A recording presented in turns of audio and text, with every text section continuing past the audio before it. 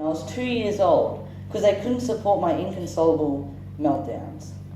Having Asperger's isn't just about having meltdowns. To me, it means that I can see things differently. I'm creative and I can focus and do things that most others can't. And I can also get obsessed with things. As you can see, when I was younger, I liked my Thomas. It was an addiction. You might say some neurotypicals would get addicted to Thomas or another toy franchise too. But Thomas was the only thing I'd do. From 5 in the morning when I woke up, all the way to 6 p.m. when I went to sleep. Every day I'll play with Thomas the Tank Engine, and it kept going on to this day. Not Thomas, but there is that giant box in the shed. Well, after Thomas, straight away I got obsessed with the well-known franchise Star Wars, especially Star Wars Lego. I loved my Lego. Later, Mum bought me a PlayStation 3, only because of this Star Wars Lego game I desperately wanted.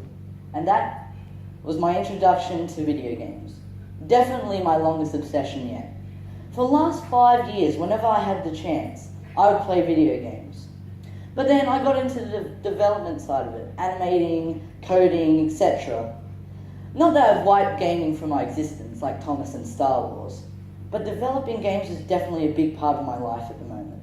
And I'm only 12, no ego included.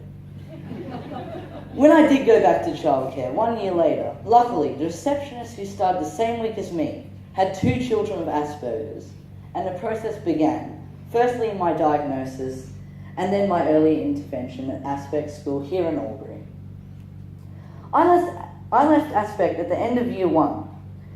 We did homeschooling, which was great because I could do what I wanted to in the direction of a very determined, loving mum. After about 8 months, I really needed something, a friend. So we looked for a school. Mum knew the noise and bustle of big schools was out of the question for me due to my sensory issues. So we looked for a little school and decided on Albury West Public. At first, I only went to 9 to 12, just to get a hang of mainstream schooling. And my first teacher, Mrs. Grantham, was great, and I was lucky to have her for the first 3 years. If I was having problems, she would soon sort it out. Then I started going to 1 p.m, and finally after 1 year, I started going the whole day. The kids were great, and I soon had some really close friends. One of the biggest reasons for me fitting in so easily with the normal kids at school was because I learned to copy what they were doing. I would latch onto a kid or a group of them and follow them like a shadow. Mum and an OT taught me this when I was being homeschooled. We called it social fake. Fake it till you make it. It works wonders for me. I was learning how to act in a very different world than the one I was used to. Soon, I worked out that I was pretty funny, and the kids liked coming over to my place, and I liked having sleepovers at their place too. It was a massive learning experience for me. When I went into year 5, I had my first male teacher, Mr. Beattie. He is tough and loud. I like him. He's been so supportive and understanding. I think it makes a huge difference on what teacher you have. It was in year 5 that I started to think I might be able to be vice captain. I didn't dream on being captain until I started writing my speech. And I thought, it's not bad. In fact, I thought it was great. Again, no ego included. And so did the kids. As you know, I was voted in school captain with my mate Jacob. It's very unusual to have 2 boy captains and no girl captain. But I reckon Jacob's the girl captain.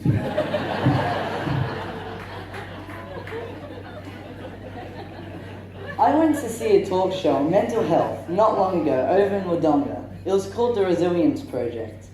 You must go and see it if you have the chance. It is fantastic. And Hugh, the person talking, had a diagram to determine how we are feeling about life. And it goes like this. -5 is when you feel like life is really hard and you're struggling. 0 is when you think life is, okay, difficult sometimes. And +5 is when you think the world is fantastic and you have no worries whatsoever. Growing up with Asperger's wasn't the most fun thing in the world, so I think I was around -1, 2. But as I've been getting older, it has been going up the scale. And I think I'm about a +1 now, which is great, isn't it? Oh. It can be really extraordinary to have Asperger's, but at other times it can be frustrating. I'm at a place now where the world is very exciting and I feel confident with what I'm doing. The school I go to fits me very well and I love it a lot. And I have very strong support from my friends and they understand my quirkiness. For example, the other night I came here to the commercial club to watch State of Origin with a crowd. Imagine me watching sport in a crowd and enjoying it. I could never see that happening when I was younger. So it has taken a lot of work, help and support to get me to where I am today. If I didn't have all this help and support, I probably would be in a very dark place.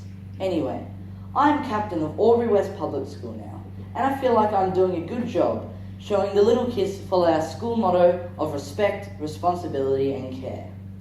It goes to show that if you have some help and try hard enough, you can do what people would think is impossible.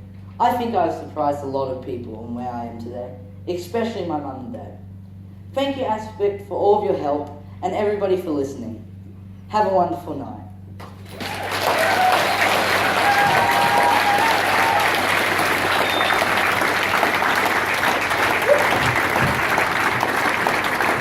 Ladies and gentlemen, Will Eden! Another ego in